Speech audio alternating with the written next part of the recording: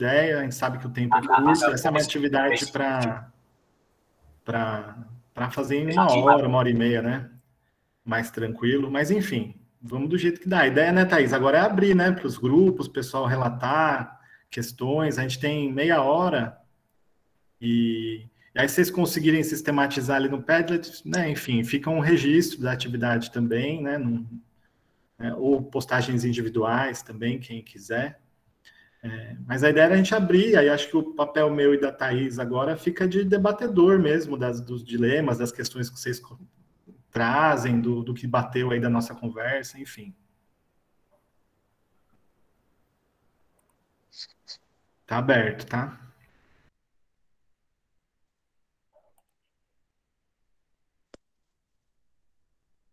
A ideia é apresentar um pouquinho o que foi discutido, é isso, no grupo? A ideia, Júlio, era isso, assim, que de repente cada grupo pudesse fazer uma síntese do que conseguiu discutir. Mas eu fiquei preocupado que as meninas disseram que quase não conseguiram avançar muito. Então, talvez a gente pudesse, para o grupo que conseguiu trabalhar um pouquinho mais, pudesse apresentar aí os resultados dessa discussão preliminar, no tempo que foi possível, e individualmente também abrir para quem quiser fazer comentários, enfim. Tá. Não, eu pensei em trazer o que a gente conversou no nosso grupo, mas de uma forma bem resumida, até para dar tempo que a gente tem até às 18, né? Para dar tempo de mais pessoas. Bem resumidamente, assim, que a gente compartilhou, cada um compartilhou um pouquinho da sua história, de que lugar falava. Né? E o que deu para ver de comum, assim, que eu anotei, a Maria Veiga é doutoranda da PUC, então ela falava de um lugar um pouco diferente, apesar de participar também, mas de participar também da questão da assistência estudantil, que é um lugar onde ela está envolvida também. Mas ela falou muito dessa angústia, dessa questão das bolsas, né? Então, você está ela é da PUC, é uma universidade paga, e tem a questão da bolsa, que você tem que entregar, e tem a questão da pandemia, né? Então, você tem o prazo para entregar, se você não cumprir o prazo, você começa a ter que pagar, enfim, e essa é uma questão muito angustiante para todos os doutorandos e mestrandos lá. Acho que, bem resumidamente, é isso, né, Maria Bem? Se eu for falar bem resumidamente. E aí, os outros 4 relatos eram mais ou menos parecidos, porque as pessoas falavam mais ou menos do mesmo lugar, que é de serviço de assistência estudantil. E eu achei interessante porque a Andressa, da UFRJ, a Mariana, da Federal do Paraná, a Andressa, assistente social da UFRJ, a Mariana, pedagoga na Federal do Paraná, a Yara, psicóloga na Federal de Roraima, e eu, psicólogo na USP. E a questão muito comum é o retorno da pandemia, o quanto isso altera a dinâmica, né? Acho que todo mundo falou disso também, que não tem como fugir desse contexto.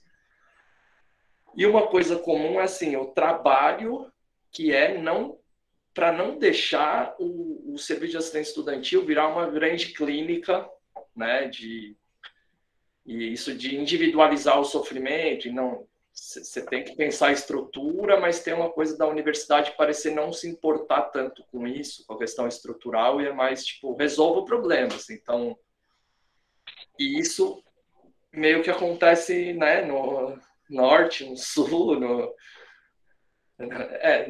norte, no sul e no sudeste, são as regiões que estavam aí presentes. Mas acho que bem resumidamente é isso. Acho que tá até para abrir para outras pessoas, assim. É a volta ao presencial, né? Essa volta sem pensar a respeito, sem ter discussão a respeito. Tipo, volte, se virem, e uma pressão para atender uma demanda gigantesca que não vai ser atendida nem se tiver uma equipe gigantesca. Você não consegue ter um psicólogo por cabeça, sei lá, uma equipe por aluno, né? E a dificuldade de sair dessa lógica individualizante, assim, que foi um pouco também o que foi dito hoje, né? Eu acho que, resumidamente, é isso. Se a Andresa, a Mariana e a Yara quiserem complementar. Eu só queria... Oi, boa tarde, eu sou Maria Veiga. Eu queria comentar que, apesar que a questão da PUC é que não cabe um atendimento clínico. Boa tarde. Não cabe um atendimento clínico. É uma questão que a Thais falou lá desde o início da questão de políticas públicas.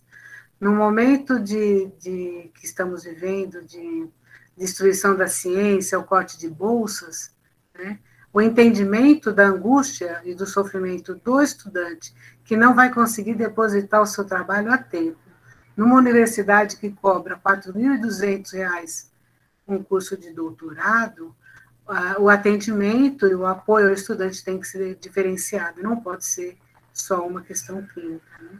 É uma questão mesmo de políticas públicas. Trazendo esse meu relato para o que a Thais apresentou e o Fabrício também.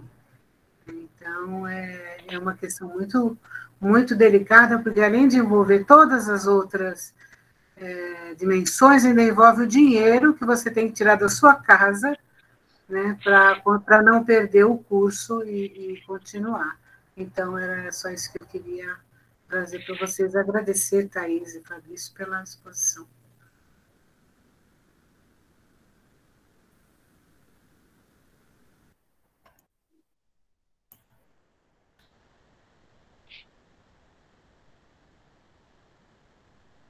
Obrigado, Maria. Eu estou com uma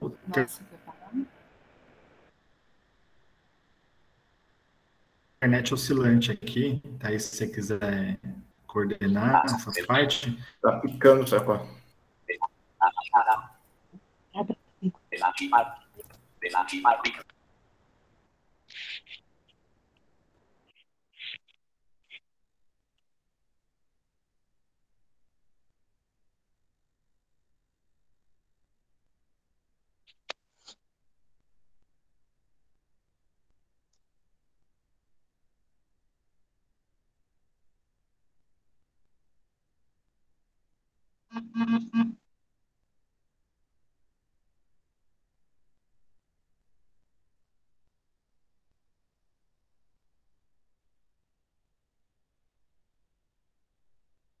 Oi, Márcio, pode falar, você está com uma mãozinha levantada? Bom, pessoal, não sei se a minha câmera abriu, porque lá no grupo ela fechou, estava toda preta, não sei se abriu agora e tal.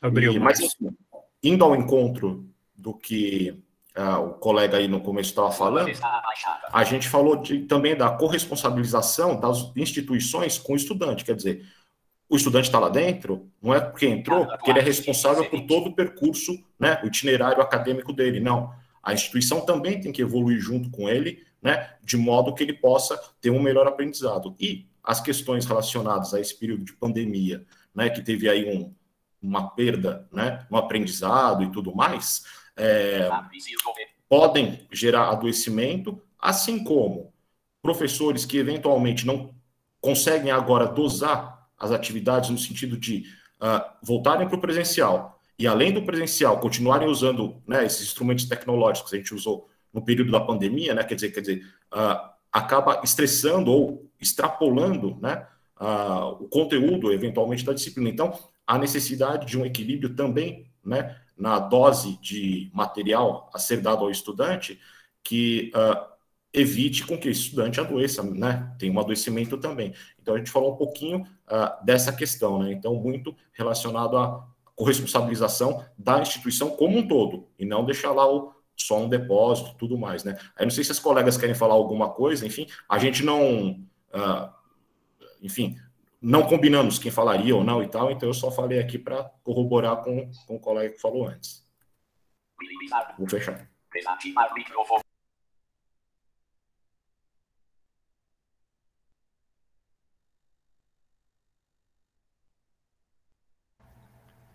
Alguém do grupo do Márcio quer complementar? Oi, boa tarde. Não, eu acho que ele colocou, aí, eu sou Grace, eu acho que ele colocou bem do que a gente discutiu, eu acho que a gente conseguiu dar uma rodada, né, todas as pessoas apresentaram, e também de serviços, né, que estão tentando se reestruturar. Então, pensando nesse retorno ao presencial, né, então uma colega falou que o serviço está suspenso, para pensar a melhor forma de atender, porque, de fato, essa perspectiva de atendimento e desses atendimentos individuais acabam sobrecarregando os serviços e não movimenta aí questões que são de ordem institucional e que acaba impactando os estudantes, né? Então, é só para reforçar sobre isso.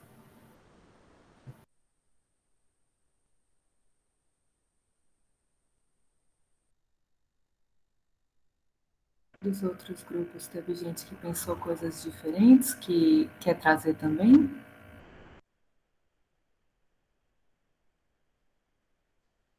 Bom, a gente estava finalizando. Cristina quer falar, mas a gente estava tentando finalizar. Não sei se a Lilian quer falar, porque acho que ela estava tentando fazer uma sistematização daquilo que a gente tinha conversado. Mas eu vou trazer alguns pontos aqui, e aí depois a Lilian, querendo trazer mais, a gente, né, vai agregando as informações. Mas assim, a gente também fez um apanhado de cada integrante, assim, de questões que pudessem ter a ver com a discussão de hoje, que tinham sido, né, que eles gostariam de trazer. E aí, de um modo, agora, né, mais geralzão, assim, acho que a gente falou bastante da questão da psicologização dos processos, né, que foi algo que vocês trouxeram. E aí, muito disso, né, muito das demandas, tanto dos estudantes quanto de outros setores das instituições, acabam, né, colocando essa questão individualizante e indicando o setor de apoio psicológico, né, como o setor que vai ser responsável ali por dar uma resposta ou resolver o problema daquele estudante, né? E também apareceu a questão do serviço social muito voltado, né, para as bolsas, e aí a questão das lotações, né, dos profissionais nos serviços, né, de assuntos estudantis também é uma questão, né? Quando estão as assistentes sociais muitas vezes sozinhas, elas estão ali voltadas muito para a questão das bolsas, né? E por outro lado, em alguns outros espaços, às vezes são muito mais psicólogos, justamente por ter esse entendimento de que os atendimentos individuais, né, vão ali de alguma forma resolver ali as questões que aparecem dos estudantes. E aí cada um foi falando um pouco da sua experiência diante aí desses pontos, mas acho que a Lilian também, a partir do que foi ouvindo, também tinha outras sistematizações, mas acho que de um modo geral foi um pouco isso.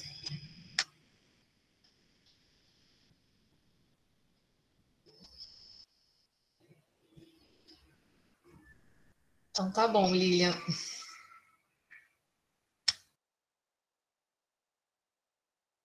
Cristina, pode falar.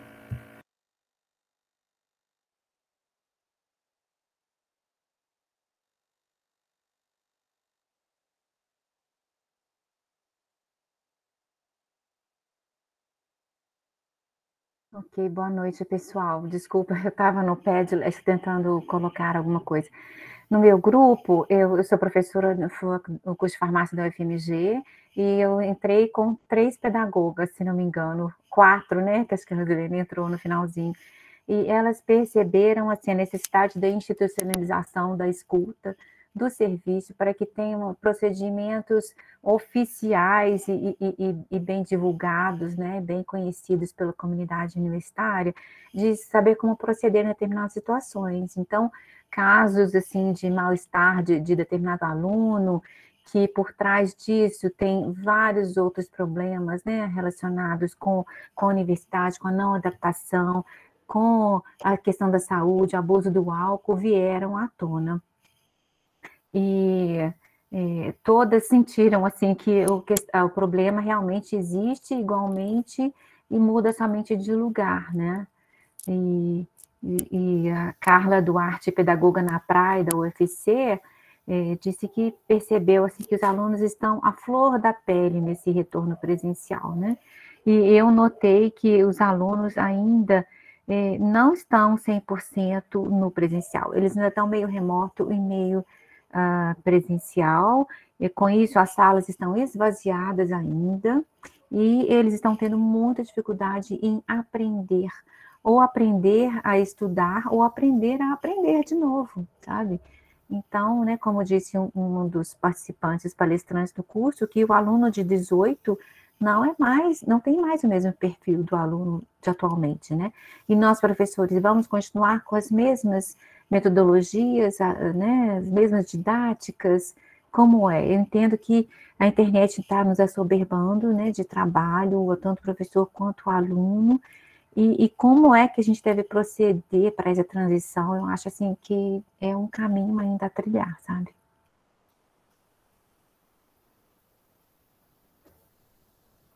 Gente, faltam 16 minutos, né, para o nosso tempo terminar, e sei que vocês, né, muitos estão no expediente, vão precisar sair às 6 mesmo, né? Eu também tenho uma aula às 6h30, eu vou ter que fazer a comida, engolir e estar na aula de novo às 6h30.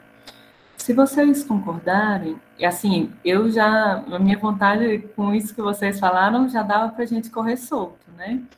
Considerando 8 minutos para mim e para o Fabrício para fazer fechamento, tá tudo bem se a gente partir para o fechamento? Se não tiver tudo bem, algum grupo ainda quiser trazer um elemento diferente?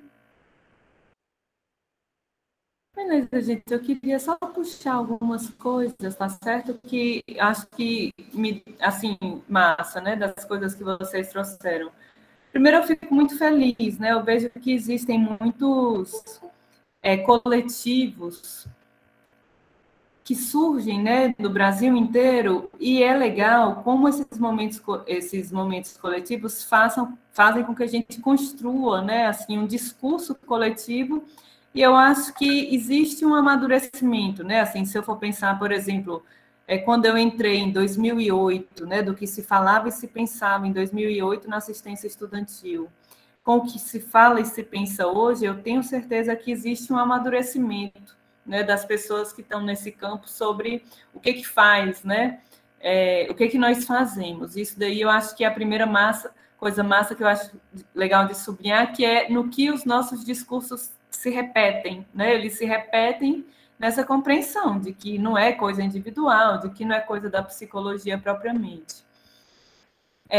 Eu queria, agora não decorei, não sei se é Márcia, a pessoa que falou da universidade paga, que para mim é um nó, e eu vou dizer por que para mim é um nó. Por vários motivos. Primeiro, que grande parte do que a gente estuda sobre a população em saúde mental são estudos feitos em universidades públicas. E eu entendo que é diferente. Assim, quando a gente vai para a história dos recortes, né, dos grupos populacionais, frequentemente as questões são diferentes.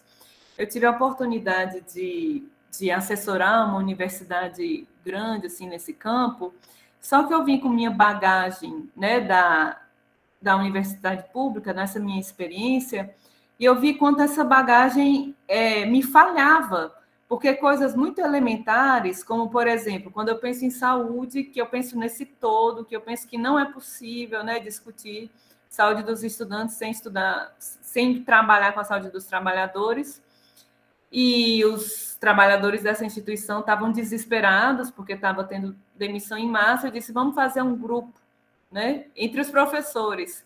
E a pessoa que me pagava, né, dizia assim, Thaís, o pessoal está com medo de ser demitido. Assim, tu acha mesmo que vai juntar um monte de professor para abrir o coração, para falar dos problemas na instituição, quando todos eles estão com medo, né, com a corda no pescoço? Então, assim, eu entendo que, logicamente, existem coisas que se repetem, mas existem nuances das populações, né, das universidades públicas e privadas e da forma de sofrer e dos determinantes de sofrimento que precisam de mais atenção da gente, né, que a gente precisa estudar mais, pesquisar mais e compreender como que a gente age aí, né? É muito fácil para mim bater na minha universidade, eu bato na minha universidade o tempo todo, porque eu sei que eu não vou ser exonerada, né? Agora, você fazer um movimento desse de baixo para cima, num lugar em que você está com a corda no pescoço, é diferente. Ao mesmo tempo, o contrário, né? No caso dos estudantes, às vezes, para os estudantes é menos sofrido, porque se um professor faz assédio sexual, eles vão lá na coordenação e demitem o professor que fez assédio sexual.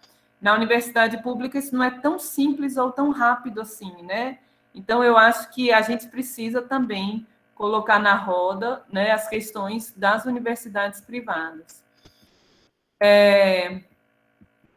E aí o Márcio falou uma coisa super interessante, né, que me chamou muita atenção no começo da pandemia. A gente, né, nos serviços da gente, no Apoia USP, no GAPS, a gente faz levantamentos anuais, né, de diagnósticos institucionais, com uma pegadinha também epidemiológica.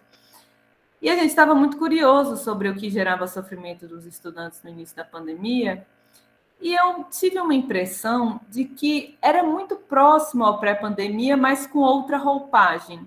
Vou dar só um exemplo. Por exemplo, eles, assim que começou a pandemia, aquele caos, os professores, um fazia de um jeito, outro fazia de um jeito, cada um fazia uma maluquice da sua cabeça, eles iam falar que os professores não tinham metodologia, não sabiam as coisas de didática, não sabiam mexer nas tecnologias. Ok, eles não sabiam mesmo. Mas essas questões de didática, de tecnologia, metodologia, ensino-aprendizagem, eles não sabiam antes do modelo tradicional também.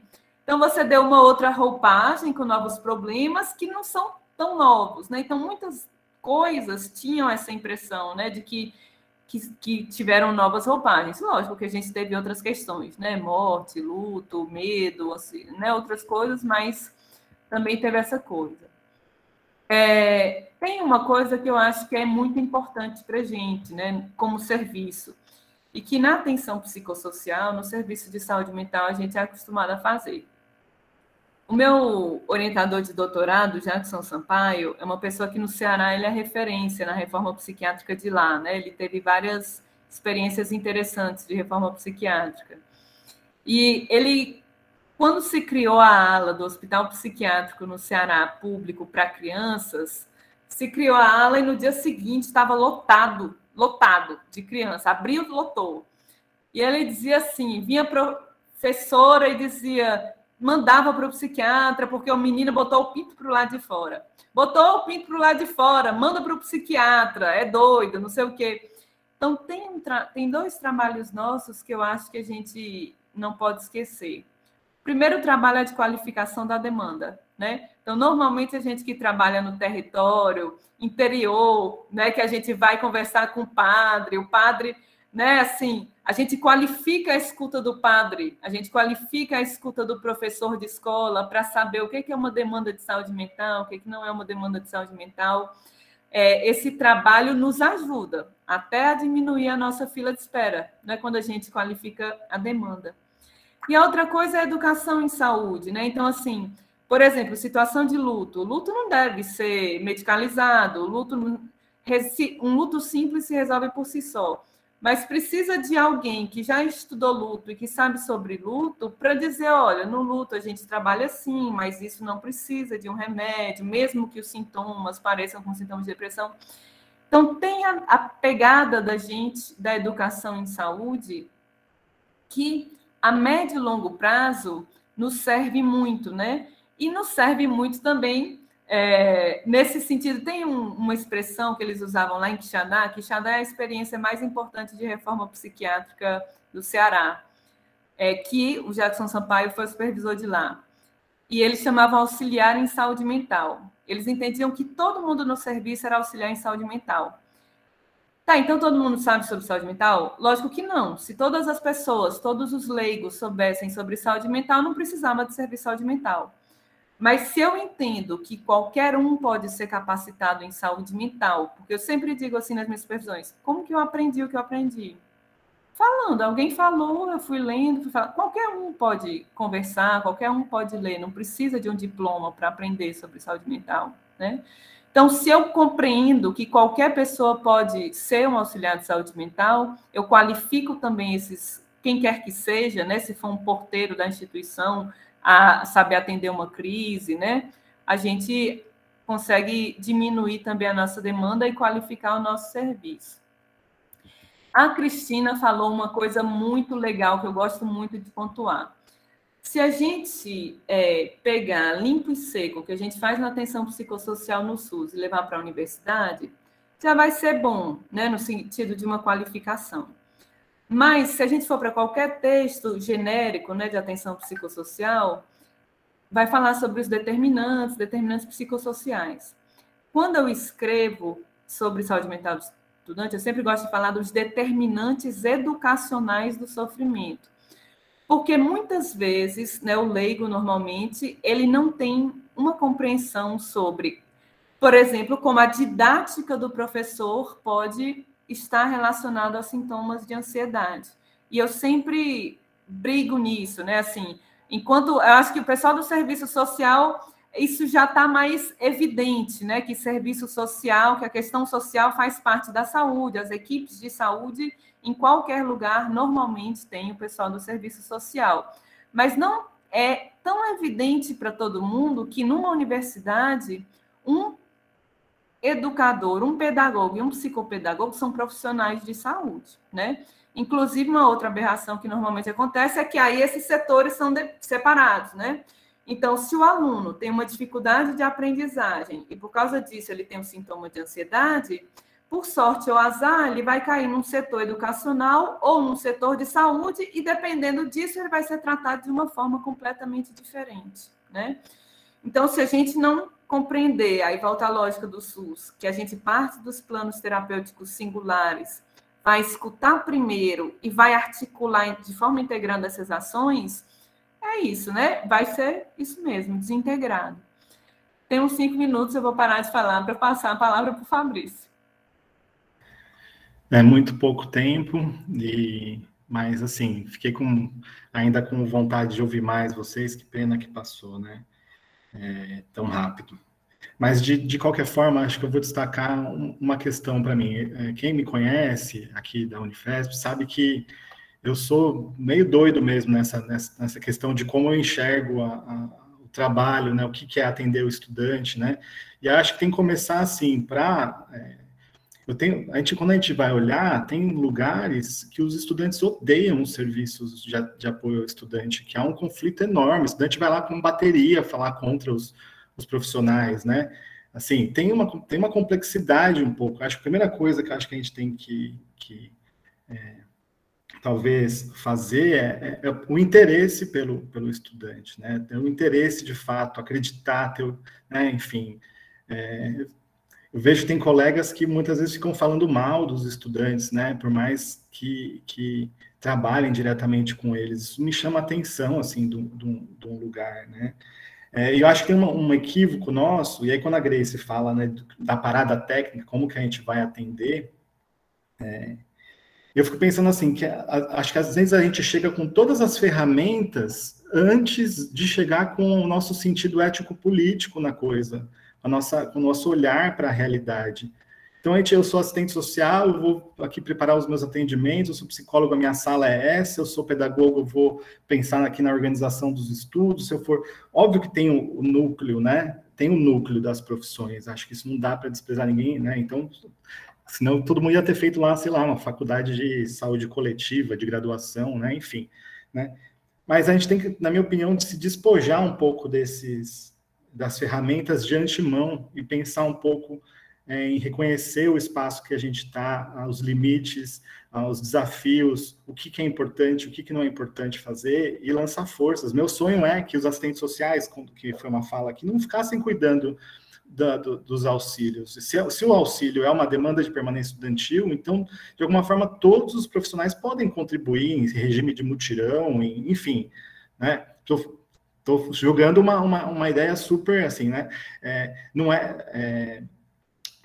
é porque eu sou enfermeiro que eu não posso levar os estudantes para o museu. Tem uma discussão que a gente fez recentemente, né? Levar os estudantes para conhecer a região histórica. Eu sou enfermeiro, então eu não posso, eu tenho que ficar cuidando das feridas. Mas tem que sair um pouco das casas, né? E aí entender que o nosso dilema é isso, é entrar numa reunião com direção de campus, direção de instituto, coordenação de curso, para discutir com o coordenador do curso por que teve 3 tentativas de suicídio a partir de uma relação abusiva na aula de estágio, diretamente verbalizada e associada ao estágio do curso. E aí, nesse espaço, você, como representante, né, quem está ali como representante do apoio estudantil, conseguir ter força institucional para fazer a coisa funcionar para os estudantes não é fácil, assim, né? O coordenador de curso, ele é coordenador de curso hoje, depois é o colega que foi o assediador que vira coordenador de curso, né? Então, como que a gente entra nesse jogo institucional, né? Porque quando tem uma situação grave, alguém vai lá no meio da reunião e fala, o NAI não faz nada, o Núcleo de Apoio ao Estudante não faz nada, né? Cadê o pessoal lá? Não está atendendo, não está fazendo sessão de psicoterapia. Como é que a gente vai construindo relações institucionais? Essa, acho que eu quero sair com essa pergunta. A gente vai construindo relações institucionais, fortalecendo o trabalho da permanência estudantil, mas fazendo isso a partir de um certo sentido ético-político do nosso fazer, e não todo amparado de uma série de ferramentas que a gente nem sabe o que é. Né? A colega que estava fazendo que gostava muito do tema de saúde bucal, estava fazendo trabalho de tabagismo num lugar onde não tem tabagistas. Então, não pode sair da nossa cabeça o que a gente vai fazer. Acho que essa que é a questão, tem que sair da realidade das pessoas, do que está rolando ali. Né? Eu posso querer me enfiar dentro de uma sala para ficar fazendo 40 atendimentos individuais, porque pode ser mais cômodo do que entrar numa reunião com o coordenador de curso que está passando um pano frente a uma situação de 3 tentativas de suicídio. Esse é o lugar que talvez eu tenha que estar preparado para saber lidar, né? Então, acho que é isso, assim, é isso. Parabéns, desculpa aí, gente, esse atravessado de ônibus. Obrigado, Thaís, obrigado, pessoal, parabéns, Carlos. Na próxima aula eu quero estar junto, que eu adorei essa coisa toda aí. Ô, Fabrício, Thaís, eu sei que tem aula, mas, assim, também, se vocês ainda quiserem uns minutinhos, assim, para concluir alguma ideia, algum pensamento, fica à vontade, não precisa ser também tão rigoroso, assim, com o horário. A Thaís, eu sei que vai cozinhar, já disse, tem que preparar comida e ter aula, mas não precisa ser bem rigoroso. Eu acho que o debate suscita essas reflexões e essas discussões, né, e pelo jeito... acho que mobiliza todos nós, assim, mas vou passar para vocês de novo, para vocês não ficarem tão precisos assim com o horário. Thaís. Não, eu pedi a fala porque eu já estava preocupada antes, né, com esse intervalo. Então, eu vou só, assim, de minha parte, né, fazer o agradecimento, dizer que adorei estar com vocês, assim, adoro, vocês sabem que eu adoro esse tipo de conversa, esse tipo de discussão, e me colocar à disposição do que vocês precisarem. Vou precisar correr, e lógico que vocês, né, continuam, que eu sei que vocês estão animados. Um beijo bem grande, viu, gente? Boa noite e obrigada pelo convite.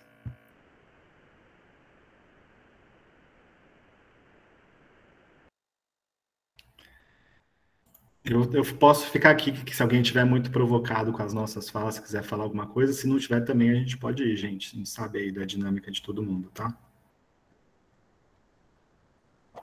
Mas era isso, era provocar como que a gente tem uma relação mais orgânica com o nosso trabalho, né?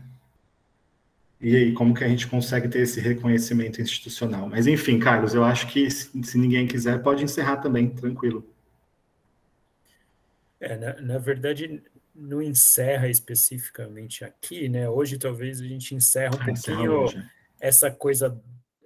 O tema da saúde um pouco recortado, acho que quando a gente pensou em montar o curso, essa foi uma das discussões, se a gente recortava por dias, assim, saúde, e depois pensar um pouco o serviço social na outra semana e o apoio pedagógico, e por uma falta de possibilidades metodológicas, a gente optou também por esse recorte, né? Mas lembrando de todas as outras atividades aí que a gente tentou ao máximo ir numa perspectiva multiprofissional, multidisciplinar e com viés interdisciplinar, até sabendo, sobretudo, das limitações institucionais. Então, acho que a gente não encerra exatamente aqui. Então, Thaís e Fabrício, obrigado aí, porque acho que deixou todo mundo instigado a retomar isso na próxima aula ou em outros espaços, em outros fóruns. Então, só agradecer, né? E aí, como anunciado, na semana que vem, o Paulo Lourenço, de Minas Gerais, do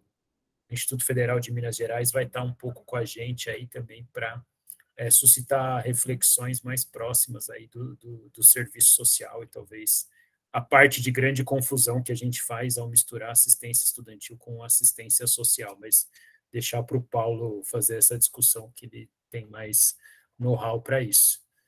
É isso, gente. Então, eu agradeço, Fabrício, Thaís, obrigado. Acho que a dinâmica foi boa. Na próxima, a gente fica mais ligeiro com a parte tecnológica, assim, porque eu sei que algumas pessoas tiveram dificuldades, mas agradeço aí a discussão.